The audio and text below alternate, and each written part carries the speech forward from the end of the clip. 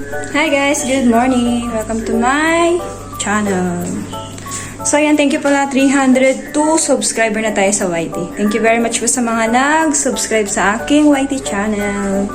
So ayan, for today's video is kakatapos ko lang mag-vacuum ng bahay and then nag-walis ako sa harapan ng bahay.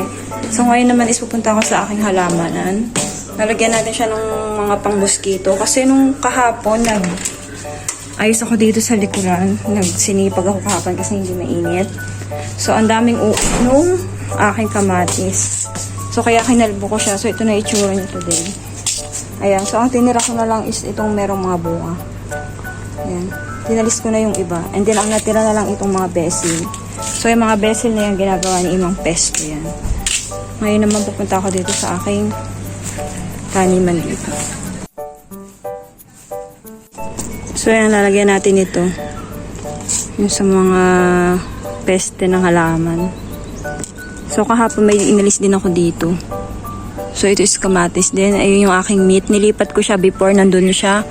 Sobrang ano niya kasi iniubos niya yung space dito. Ang bilis niyang So nagtanim ako dito ng kangkong, mustasa, tingnan na. Yan, may isang okra. Hintayin natin tumubo yung kangkong at mustasa saka ampalaya. So doon meron akong okra saka ampalaya. Ayan, ito yung sitaw. Siyempre yung ating papaya. So yung papaya may mga bagong bunga siya. So ito naman is yung ating patani.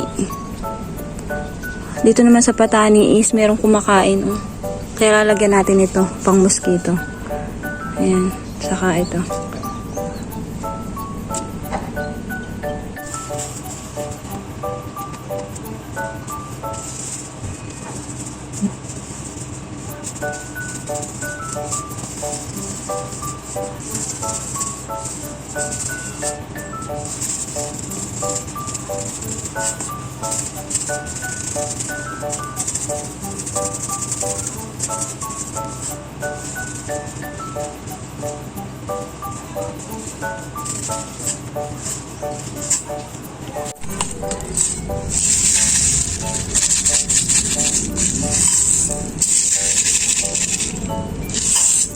So ito may stock to sa bahay oh. Ang bili ni Ima is 49 shekel. Wag na natin i-convert sa peso kasi pag kinonvert sa peso is medyo mahal din siya. Nasa 500 plus siya. Or kulang-kulang magsi 600 pesos.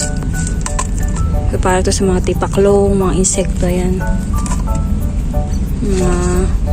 And then ito din. So tama na siguro yung nilagay ko. So yun, ito maraming kumagat. Oh. Ito inubos na. Pero hindi ko makita yung kumakain. Hindi ko siya makita. Kasi meron dito yung maliit na uod na color brown siya. Hindi mo siya makahalata pag hindi mo talaga siya tititigan ng mabuti. Mapayat lang siya na para siyang para siyang posporo na akala mo tangkay. Hindi natin mahanap. Natalon yun eh. A few moments later.